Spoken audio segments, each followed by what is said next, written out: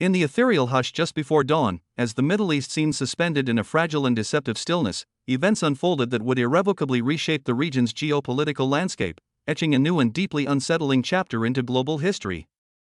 The air, still retaining the heat of the day, was abruptly shattered by sounds that heralded a stark new reality, a reality where even the most advanced technologies and painstakingly constructed defensive lines proved impotent against a meticulously planned and audaciously executed demonstration of raw power. This fateful morning became a crucible, a moment of brutal truth, where the illusion of absolute security, so long cherished by one of the world's most technologically advanced nations, crumbled into dust, leaving behind only smoke, palpable fear, and a deafening question mark hanging over a future that had suddenly become terrifyingly unpredictable. With alarming rapidity, the situation escalated. From multiple launch sites, hundreds of ballistic projectiles simultaneously streaked across the pre-dawn sky, their trajectories converging with chilling precision over the territory of Israel, a nation whose reputation as an impregnable fortress had long appeared unshakable. The legendary, multi-layered air defense system incorporating the vaunted Iron Dome, the advanced David Sling, and, most shockingly to international observers, the sophisticated Arrow 3 interceptor system, was overwhelmed, its capacity exceeded, and effectively breached. Initial footage, rapidly disseminated by global news agencies, depicted an apocalyptic panorama. The skies above Tel Aviv and Haifa were crisscrossed with fiery bursts and contrails as numerous warheads, penetrating the defensive layers, reached their intended targets deep within densely populated urban areas, inflicting substantial infrastructural damage. This incident was not merely a stress test of defensive capabilities, it was a veritable nightmare made flesh, brutally undermining the very concept of technological supremacy as a guarantor of national security, sowing seeds of doubt and anxiety. This escalation was far from spontaneous or coincidental. Just days prior to these dramatic and destabilizing events, the President of the United States, Donald Trump, had officially declared the decision to withdraw a significant portion of the American military contingent from the Middle East.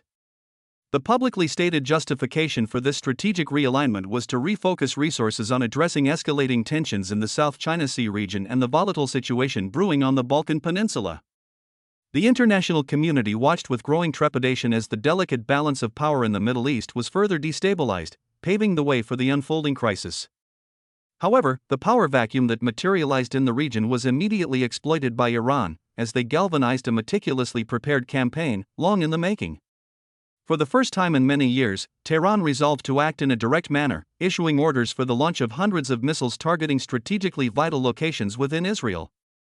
This bold move signaled a definitive departure from their previous modus operandi, which involved operating through affiliated proxy forces, such as the Hezbollah movement or the Yemeni Houthis.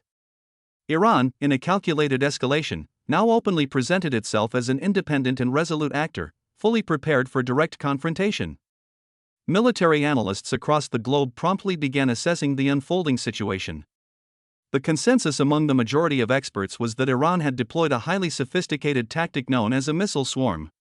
The essence of this strategy lay in the simultaneous deployment of advanced ballistic missiles, specifically the Sejal and Karamshar models, in conjunction with a massive wave of Shahed-238 kamikaze drones. This combined approach was deliberately designed to induce both informational and physical overload on the radar systems and computational capabilities of Israel's multi-layered air defenses, effectively overwhelming their capacity for effective response. Furthermore, leading global news agencies, including Al Jazeera and Reuters, citing their sources, reported a high probability that Iran had deployed advanced electronic warfare systems. It is hypothesized that the application of these systems could have temporarily disabled or significantly degraded the effectiveness of the Arrow 3 system, the pinnacle of joint Israeli-American development, previously considered the zenith of modern anti-missile technology. The potential failure of this highly regarded defense system sent shockwaves through the defense community. The deafening wail of air raid sirens became an inescapable component of the auditory landscape throughout the entire country. Civilians, teetering on the brink of panic, desperately sought refuge in shelters, yet these shelters were overwhelmed almost instantly. In several densely populated areas within the cities of Ashkelon and Beersheba, a series of powerful strikes on critical infrastructure resulted in a complete cessation of electrical power. This event thrust thousands of individuals into a desperate plight. Deprived of the ability to contact emergency services or secure access to fundamental resources, they found themselves trapped in a state of informational and domestic isolation, facing an uncertain future. The sheer terror and helplessness were palpable as darkness descended upon these communities. The respected British publication, The Guardian, in a recent editorial, characterized the unfolding events as a moment of truth, not only for Israel itself but also for the entire established global security architecture. After all, if a defensive system, justifiably considered among the most sophisticated and dependable globally, can be breached within a matter of hours, can any nation on the planet truly feel secure in the face of emerging, next-generation threats? The implications were chilling, sparking widespread alarm. Concurrently, against this backdrop of escalating tension, an emergency, late-night session of the United Nations Security Council was convened in New York. Representatives from European nations voiced profound consternation regarding the risks of an uncontrolled escalation of the regional conflict. They feared the situation could quickly spiral beyond diplomatic solutions. Simultaneously, the delegations from Russia and China delivered pronouncements urging all parties to exercise utmost restraint. These statements subtly implied that the preceding, long-standing military presence of the United States in the region may have been a contributing factor, potentially provoking such a decisive reaction from Iran. The finger-pointing underscored the deep divisions within the international community. Indeed, explosions, debris, and an all-encompassing sense of dread have quite literally overwhelmed Israel. As the defensive systems, upon which so much hope had been invested, crumbled, a critical question hangs heavy in the air. Is what transpired merely the prelude to a large-scale regional destabilization, or is it a more ominous harbinger, portending the formation of a new world order? In this potential new order, key Middle Eastern powers could potentially begin to seize control of the region's destiny, charting their own course. Iran, which for a considerable duration had positioned itself as an ambitious yet cautious player on the intricate Middle Eastern chessboard, has now resolutely stepped out of the shadows. For years, operating predominantly through proxy groups and relying on covert operations, Tehran has abruptly shifted tactics. In one fell swoop, it openly showcased its accumulated power potential to the entire world. The extensive missile action that impacted Israel represented not only a tactical breakthrough but also a potent political statement. It was a bold declaration of intent. Iran no longer intends to be content with the role of a regional observer or a behind-the-scenes puppeteer. Rather, it has unequivocally asserted its claim to the status of an architect of a new geopolitical reality in the Middle East. Specialists in the field of international security are carefully observing this strategic shift. They note that this demonstration of strength represents the culmination of years of dedicated efforts by Iran to thoroughly modernize its armed forces. A long-term project finally bearing fruit. The implications for regional stability are profound and warrant close scrutiny. Over the past decade, the Islamic Republic has channeled billions of dollars into the advancement of hypersonic missile technologies, the development of next-generation unmanned aerial vehicles, UAVs, and the creation of highly effective electronic warfare systems. Now, with a palpable sense of foreboding, this arsenal has been deployed for the first time in a real-world confrontation against a technologically advanced adversary. Of particular interest to experts were the Shahed 238 drones, which, according to available intelligence, were equipped with state-of-the-art communication channel jamming equipment and GPS navigation suppression systems. This rendered them virtually undetectable by Israeli radar complexes, a chilling demonstration of technological prowess. In Washington, D.C., President Donald Trump, during an emergency briefing, vehemently condemned what he termed a blatant display of aggressive intentions on the part of Iran. He solemnly assured that the United States would not abandon its key regional ally in their hour of need. However, behind the stately facade of the White House, sources reveal a heated debate raged, centered on a complex dilemma. Direct intervention in the escalating conflict risked plunging America into yet another protracted and bloody regional crisis, with potentially devastating consequences. Conversely, a policy of non-intervention could be construed as weakness, emboldening Iran to further solidify its military and political dominance in the Middle East. The stakes, it seemed, could not be higher. Meanwhile, the Iranian leadership maintained a carefully calibrated, restrained rhetoric, asserting that the recent action was a forced and necessary measure in response to years of Israeli operations targeting Iranian military installations within Syria and Iraq. That evening, the Iranian Minister of Defense delivered a televised address to the nation, declaring with steely resolve, "We have demonstrated to the world that the era of impunity is over. Any threat directed against us will be met with a proportionate and symmetrical response." Across European capitals, an atmosphere bordering on panic prevailed.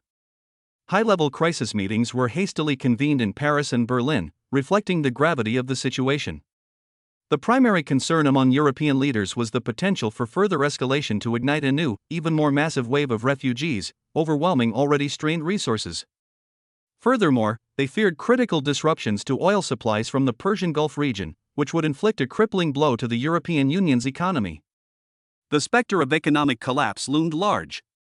On global stock markets, a sharp decline in valuations commenced, mirroring the growing unease. Prices for Brent crude oil surged above $110 per barrel for the first time since the beginning of the year, underscoring the immediate and far-reaching economic ramifications of the escalating geopolitical tensions. Analyzing the unfolding situation, military analysts in both Moscow and Beijing have resoundingly declared to various news outlets that current events herald a pivotal shift, the dawn of a multipolar Middle East. In this emergent landscape, the United States of America no longer possesses the exclusive authority to unilaterally dictate terms. Indeed, high-ranking officials from China have already extended offers of mediation aimed at resolving the escalating crisis. Regrettably, these initial overtures have yet to yield tangible, substantive progress. Consequently, Iran's recent forceful operation transcends a mere demonstration of power. It signifies a bold and unequivocal challenge to the established global order. It serves as a stark message to the international community, underscoring Iran's determination to assume the mantle of a significant regional power, capable of independently shaping the geopolitical dynamics. The paramount question that now looms large is, how far is Tehran willing to push its ambitions, and more critically, who will possess the resolve and capability to effectively curtail them? Simultaneously, a genuine tragedy was relentlessly unfolding within the urban centers of Israel. The incessant, piercing wail of air raid sirens had become a constant, psychologically draining element of daily existence. Across the nation, civilians were desperately abandoning their homes, seeking refuge in underground shelters. However, even the thickest concrete walls could no longer provide a reliable sense of security and solace. Devastating acoustic and shockwaves resulted in the obliteration of entire residential districts within Tel Aviv, Ashkelon, and Haifa. Horrifying video footage, disseminated with alarming speed across social media platforms, captured the appalling moments when schools and hospitals were reduced to heaps of smoldering rubble in mere seconds. Emergency services were operating at the absolute breaking point of their capacity. Ambulance crews and rescue teams were struggling to keep pace with the relentless surge of distress calls. Critical infrastructure, including power lines and communication networks, had been completely destroyed in several regions, rendering the coordination of rescue operations virtually impossible. Overwhelmed and exhausted doctors and nurses in hospitals toiled relentlessly, without respite, amidst a dire shortage of essential medications, blood supplies, and vital medical equipment. Leading global television networks, including CNN and BBC, were broadcasting live coverage of the mass evacuation of terrified populations from the vulnerable coastal cities. While the Israel Defense Forces, IDF, were engaged in frantic efforts to restore the functionality of the partially damaged components of the vaunted Iron Dome air defense system, a palpable sense of despair and a profound loss of faith in the state's ability to protect them was gripping the hearts and minds of ordinary citizens. "We had always believed that the Iron Dome was our impenetrable shield," a distraught resident lamented, encapsulating the shattered sense of security. "Now, all that remains for us is to pray," one resident of Ashdod expressed in an interview, her words echoing the sentiments of countless others, trapped in a vortex of fear and uncertainty. The gravity of the situation was palpable. The Israeli authorities officially condemned Iran for a barbaric and unprovoked act of aggression, promising a decisive and relentless response.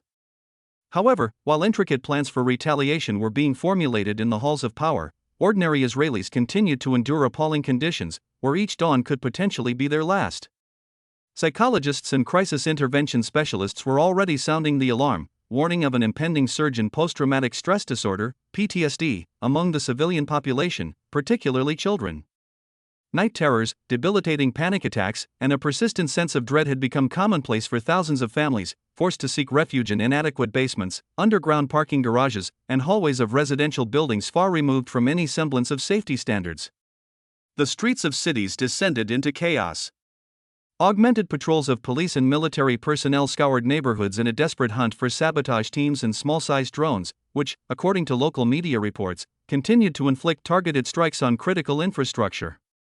This nightmarish scenario starkly demonstrated that the confrontation had escalated to a completely new and far more perilous level. It was no longer merely a clash between two armies, but a brutal struggle for the survival of the civilian populace amidst the utter collapse of the former security apparatus. The emotional toll was immense, leaving scars that would likely linger for generations. The burgeoning crisis in the Middle East swiftly transcended the confines of a regional conflict, evolving into a severe test for the entire global security architecture. The United Nations Security Council, convening in an emergency session in New York, became the epicenter of fierce debates among representatives of leading world powers regarding avenues for de-escalation. With a sense of urgency, President Emmanuel Macron of France called for an immediate and unconditional ceasefire, while the Chancellor of Germany emphasized the urgent need to activate all available diplomatic levers to prevent the situation from spiraling into a full-scale war. Nevertheless, behind the scenes, pessimistic voices grew louder, asserting that diplomacy might prove impotent in the prevailing circumstances. Washington, despite President Trump's emphatic pronouncements of unwavering support for Israel, found itself in an exceptionally precarious position, caught between conflicting strategic imperatives and the potential for further destabilization. The situation felt like a powder keg, threatening to explode at any moment. Following the recent troop withdrawal from the region, the United States found itself regrettably without the tangible capacity for swift deployment of a substantial military contingent, a force that could decisively alter the existing balance of power. The absence of a credible deterrent loomed large, casting a long shadow of uncertainty. Consequently, a palpable sense of panic gripped global financial markets. The leading stock indices in New York, London, and Tokyo plummeted dramatically, reflecting the deep anxiety pervading investor sentiment. Simultaneously, the price of a barrel of crude oil surged to an alarming $125, a stark indicator of the escalating energy crisis. European and Asian nations, deeply reliant on energy imports, immediately initiated emergency consultations. Their objectives were twofold: to implement extraordinary measures to stabilize prices and to urgently seek alternative suppliers. The specter of a global energy crisis, reminiscent of the turmoil experienced during the 1970s, haunted their discussions. Meanwhile, within Israel, a growing unease permeated the atmosphere. Beyond the immediate threat of ongoing rocket attacks, there was an escalating apprehension about the imminent commencement of a full-scale cyber war. The head of the Shabak, Israel's internal security service, issued a stark and unequivocal warning. He asserted that Iran was poised to launch a coordinated and massive cyber offensive targeting the nation's critical infrastructure. Power plants, water supply systems, financial institutions, and transportation hubs were all identified as potential targets. Security experts worldwide voiced their grave concerns, emphasizing the dangerous precedent set by this action. They cautioned that it could embolden other states, or even non-state actors, to undertake similar initiatives. The question resonating throughout the global security community was profound: if Israel, a nation boasting some of the most advanced and expensive defense systems in the world, was so vulnerable, what hope remained for less protected countries? Therefore, the issue transcended the immediate fate of Israel or Iran. It now concerned the very future of the global security architecture. Was the world adequately prepared for a novel reality, one in which traditional defensive doctrines and technological solutions no longer guaranteed peace and stability? Could the international community muster the strength and wisdom necessary to prevent the planet from descending into the abyss of global chaos? The answers to these questions remained elusive, hanging heavy in the air, pregnant with both hope and dread.